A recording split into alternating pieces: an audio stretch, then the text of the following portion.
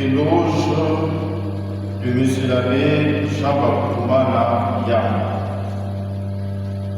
Excellence, Monseigneur l'évêque,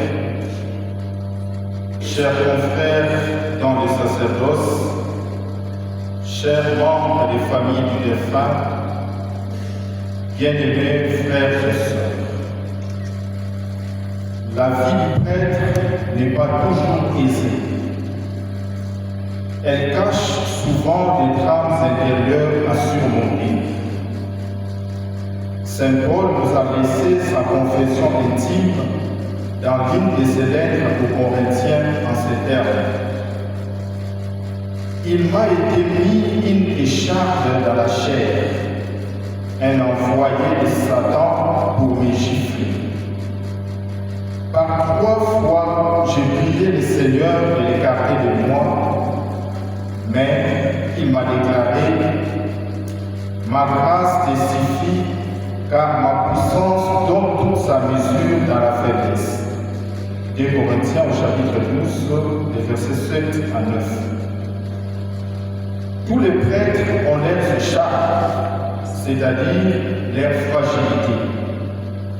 Mais notre confrère, lui, portait une écharpe, non pas dans sa chair, comme le dit Saint Paul, mais dans son esprit, c'est-à-dire une forme de fragilité intérieure qui le paralysait par moments et qui ne l'a pas quitté jusqu'à la fin de sa vie, en dépit des efforts consentis par lui-même, sa famille, son entourage et les diocèses.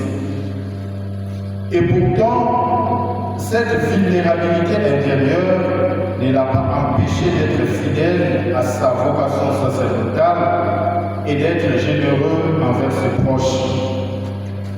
À travers sa vie, nous croyons vraiment que rien ne pourra nous séparer de l'amour de Christ. Ni les épreuves, ni la détresse, ni la souffrance, ni la maladie. En effet, notre confrère a mené toute sa vie une véritable lutte intérieure pour que dans sa faiblesse se manifeste la grâce du sacerdoce et la puissance de Dieu. En lui, nous reconnaissons la preuve de la puissance de Dieu qui s'est déployée en donnant à un être fragile de lui rendre témoignage. Confère, première préface de Saint Martin. Parmi les grâces récits du Seigneur, notre confrère a eu celle de devenir prêtre et d'aimer profondément les sacerdoces. Pour l'abbé Jean Yamba, vivre, c'était être prêtre. Et sans les sacerdoces, il n'était rien. Ce n'est pas étonnant qu'il ait lui-même donné un sens nouveau à son nom par un jeu de mots linguistiques en devenant Yamba Christou pour s'identifier à celui qui donne le Christ comme l'unique richesse de la vie. Pour lui, comme le disait Saint Paul, vivre, c'était le Christ. Philippiens chapitre 1er, verset 21. Plus encore, il ajoutera Yamba Christou Wakuruse. En fait, conscient des épreuves de sa vie personnelle, il voulut ainsi servir et proclamer un Christ crucifié qui est puissance et sagesse de Dieu. 1 Corinthiens chapitre 1er, verset 23. Il était alors devenu amoureux de la croix qu'il aimait porter. Comme Saint Jean de la Croix, notre Jean a certes beaucoup souffert, mais il n'a jamais perdu la fierté de servir le Seigneur comme prêtre, portant les trésors du sacerdoce dans les vases d'argile qu'il était. Confère 2 Corinthiens 4, 7.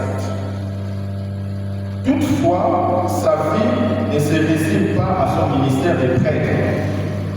Avant d'être prêtre, l'abbé Jean était d'abord un homme, un humain. Il possédait une grandeur d'âme exceptionnelle, souvent méconnue de beaucoup de gens. Si la fragilité qu'il portait pouvait empêcher parfois de contempler la beauté de son cœur, Cette fragilité n'a jamais fermé son cœur. Bien au contraire, les épreuves de la vie l'ont rendu profondément compatissant.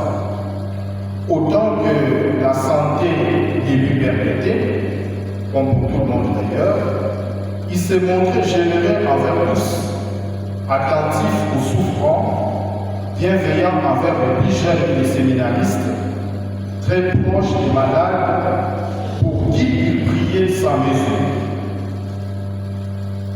Excellence, Monseigneur l'évêque, chers confrères dans les sacerdoces, chers membres des familles du défunt, bien-aimés frères et sœurs.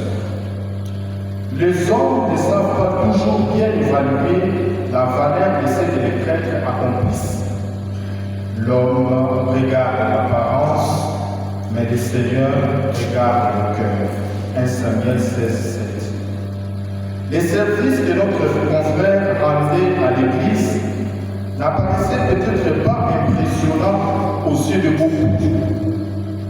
Mais quand on mesure l'état de crise intérieure, les difficultés, les fragilités dans lesquelles il rendait service au Seigneur et aux hommes, on finit par avouer qu'il était un véritable héros.